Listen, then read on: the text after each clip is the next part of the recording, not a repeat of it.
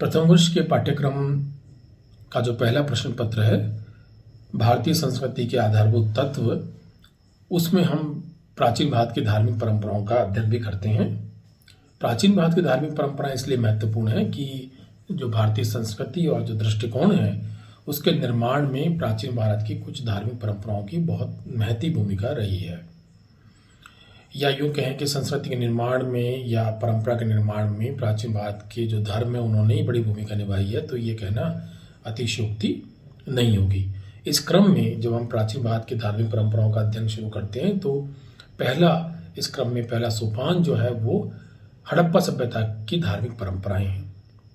और हड़प्पा सभ्यता की धार्मिक परंपराओं ने कैसे हमें प्रभावित किया, इसके हमें पास कई दृष्टांत और उदाहरण हैं। जैसे कि जो शाक्त परंपरा है भारत की, हम निसंकोच कह सकते हैं कि उसकी उत्पत्ति या उद्भव हड़प्पा सभ्यता की परंपराओं में से हुआ है। क्यों? क्योंकि हमें बड़ी संख्या में वहाँ स्त्रियों की इस तरह की मूर्तियाँ प्राप्त हुई हैं जिनके का कुछ धार्मिक प्रयोजन दिखाई पड़ता है। इसी प्रकार जो आर्य परंपरा के अंदर संध्या वंदन और यज्ञ की परंपरा है, उसके भी हमें कुछ संकेत हड़प्पा सभ्यता में मिलते हैं कि वहाँ कालीबंगा में और लोथल के अंदर हमें अग्निवेदिकाएं प्राप्त हुई हैं, जो इस बात का प्रमाण है कि जो यज्ञ की धार्मिक महत्ता है उसकी शुरुआत हड़प्पा सभ्यता में ही हो गई थी। इसके अतिरिक्त जो सनातन परंपरा की त्रिमूर्ति है, तो उसमें जो शिव हैं उनकी परिकल्पना संभवतः हड़प्पा सभ्यता की धार्मिक परंपरा में हो गई थी, क्योंकि जो एक सील प्राप्त हुई है उसके आधार पर जॉन मार्शल ने उसके ऊपर विद्यमान आकृति को प्रोटोशिव या आद्य शिव की संज्ञा दी थी।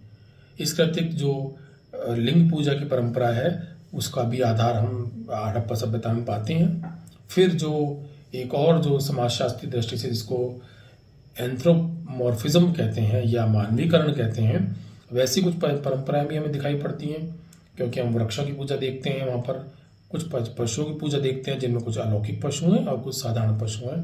तो ये समस्त जो आराधना पद्धतियाँ हैं, परंपराएं हैं, वो हम परवर्ती भारतीय समाज में पाते हैं।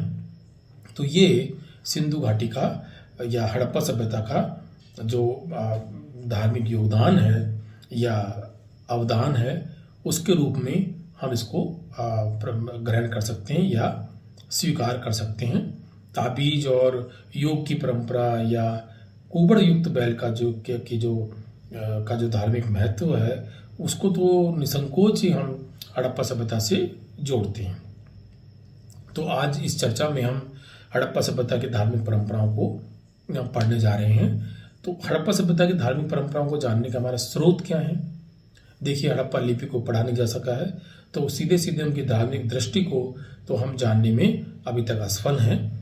परंतु जो पुरातात्विक स्रोत मिले हैं, पुरातात्विक स्रोतों से जो प्रमाण मिले हैं, वो काफ़ी कुछ उनकी धार्मिक परंपराओं के बारे में कह देते हैं। जैसे कुछ स्ट्रक्चर मिले हैं, मोहनजोदड़ो के अंदर, निशलगर के अंदर एक बड़ा भवन मिला है, और हम जैसे पीछे अध्ययन कर आए थे, उस भवन के पास ही एक पाषाण बस्ट मिली है या आवक्ष प्रतिमा मिली है, जिसमें एक अर्ध उन्मूलित व आंखों वाले दाढ़ी युक्त पुरुष को दिखाया गया है। और उसकी परिकल्पना एक पुरोहित के रूप में अधिकतर इतिहासकार या वास्तुविद करते हैं, क्योंकि पिटगट ने जैसे कहा भी है कि जैसा कि संकेत मिल रहा है, ये एक पुरोहितों द्वारा नियंत्रित समाज था। तो कोई ना कोई धार्मिक नेतृत्व उस समाज में रहा होगा। ये कई संकेत प्राप्त हो जाते हैं। और जो सिंधु घाटी सभ्यता से जो ये दाढ़ी युक्त पुरुष प्रतिमा मिली है, उसको निसंकोच अधिकतर लोग एक आध्यात्मिक या वहाँ की धार्मिक परंपरा से संबद्ध व्यक्ति मानते हैं, क्योंकि जिस तरह से दाढ़ी बढ़ी हुई है और जिस तरह से अर्ध उन्मिलित आंखों से उसे दिखाया गया है, वो उसको एक धार्मिक नेता सिद्ध करता है। परंतु जो सबसे ज़्यादा प्रमाण प्राप्त हुए हैं, जो धार्मिक परंपरा की ओर सीधे संकेत करते हैं, वो मृण मूर्तियाँ हैं।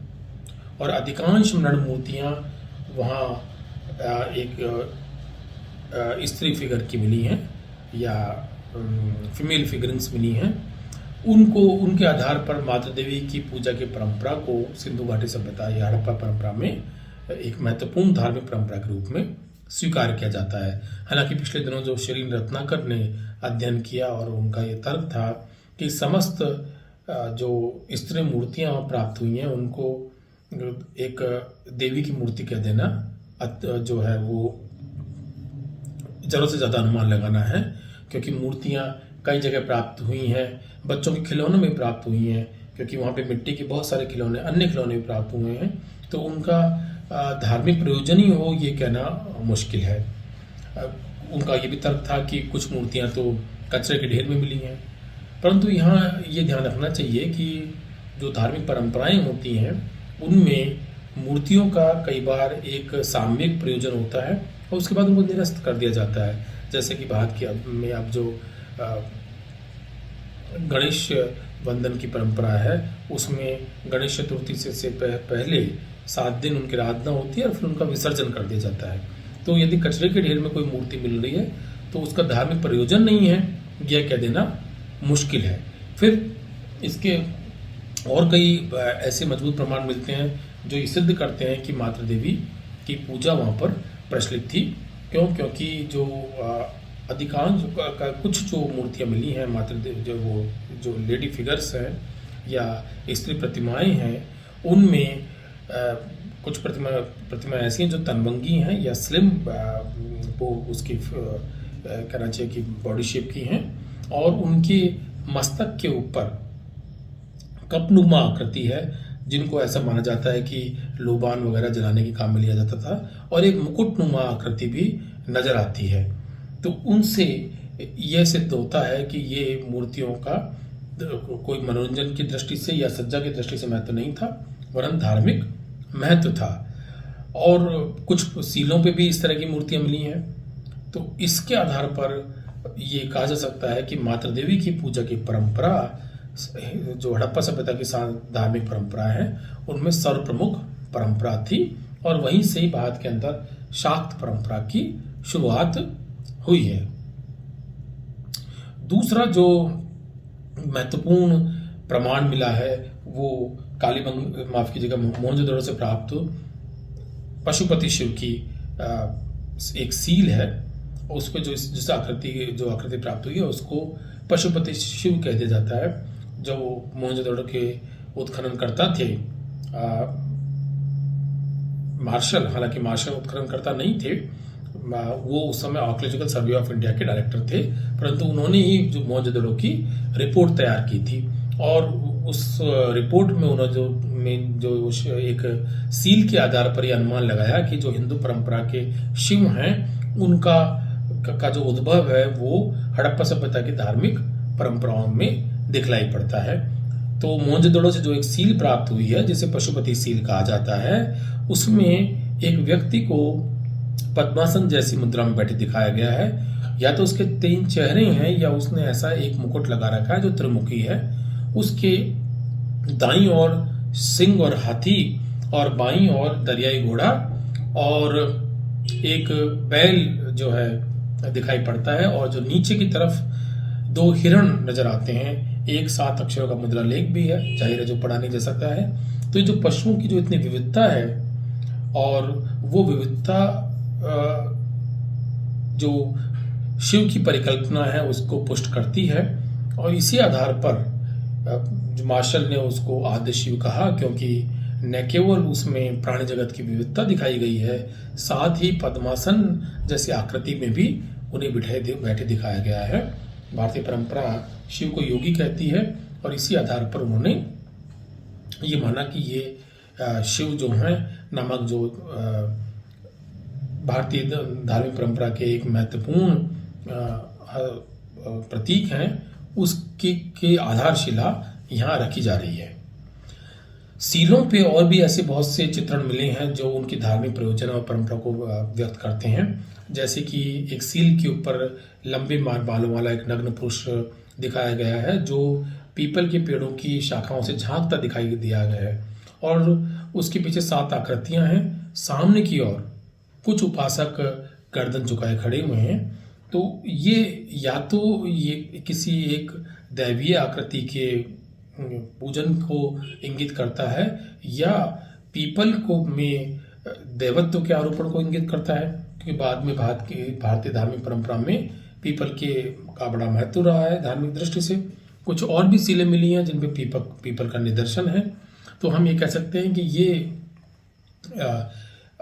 वृक्षों में देवत्व का आरोपण सिंधु घाटी सभ्यता या हड़प्पा सभ्यता की धार्मिक परंपरा का एक अंग था।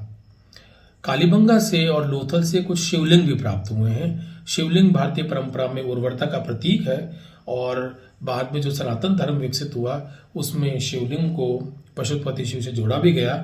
तो उन शिवलिंगों को के आधार पर हम ये कह सकते हैं कि उर्वरता के रूप में शिवलिंग की आराधना सिंधु घाटी सभ्यता के अंदर हमें दिखाई पड़ती है। इसके अतिरिक्त कुछ पशु पूजा के प्रमाण भी मिले हैं। दो प्रकार के पशुओं की पूजा के हमें प्रमाण मिलते हैं। कुछ तो जो हैं लौकिक हैं, जैसे कुबड़ युक्त बैल का बहुत निदर्शन है और कई बार उसके आगे एक कुबड़ युक्त बैल के आगे एक की गर्दन के आगे एक हमें पिंजड़ा नुमा आकृति दिखाई पड़ती है, जिसमें हम ये मान सकते हैं कि लोबान धूप इत्यादि जलाने के लिए उसको रखा गया है। दूसरे जो वृषभ या बैल हैं वो उर्वरता के प्रतीक हैं, इसलिए प्राचीन काल की समस्त जो परंपराएं हैं, समाज हैं, उनमें उर्वरता के रूप में बैल या वृषभ की पूजा की जाती रही थी। तो हम बैल या वृषभ की पूजा को उर्वरता की दृष्टि से भी देख सकते हैं, क्योंकि हड़प्पा सभ्यता एक कृषक समाज था। तो यदि वो माता देवी की पूजा कर रहे हैं या वृषभ की पूजा कर रहे हैं तो हम ये मान सकते हैं कि वो उर्वरता को महत्व देने वाला एक कृषक समाज था, इसलिए वो इस तरह की धार्मिक परंपरा के अंदर संलग्न होता है।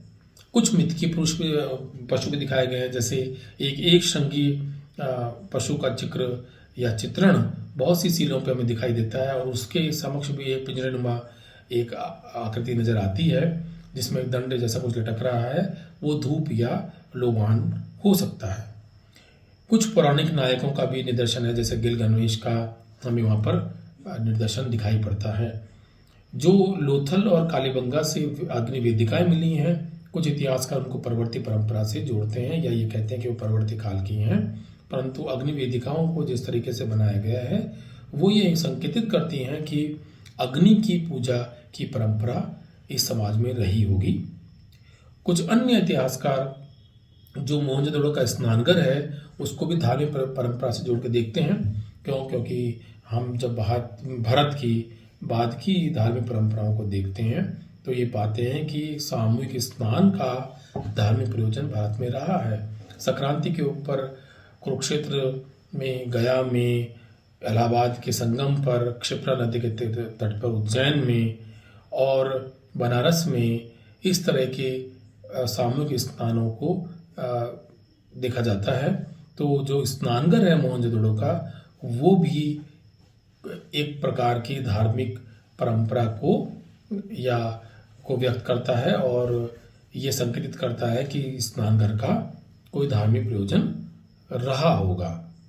तो ये जो हड़प्पा सभ्यता की जो धार्मिक परंपराएं हैं वो कालांतर में भारत की धार्मिक परंपराओं को प्रभावित करती हैं। और दूसरी जो चीज़ हम निष्कर्ष के रूप में कह सकते हैं वो ये है कि जो कृषक समाज होते हैं उनमें उर्वरता को बड़ा महत्व दिया जाता है और जितनी भी धार्मिक परंपराएं यहाँ में दिखाई पड़ती है, माता देवी की पूजा की परंपरा या कुछ पशुओं की पूजा की परंपरा या वृक्षों की पूजा की परंपरा, वो ये संकेतित करती है कि हड़प्पा सभ्यता एक कृषक समाज था और वो उर्वरता को, प्रजनन को बहुत महत्व देता था और उसको अलौकिक मान करके धार्मिक उसको स्तुति का एक हिस्सा माना करता था।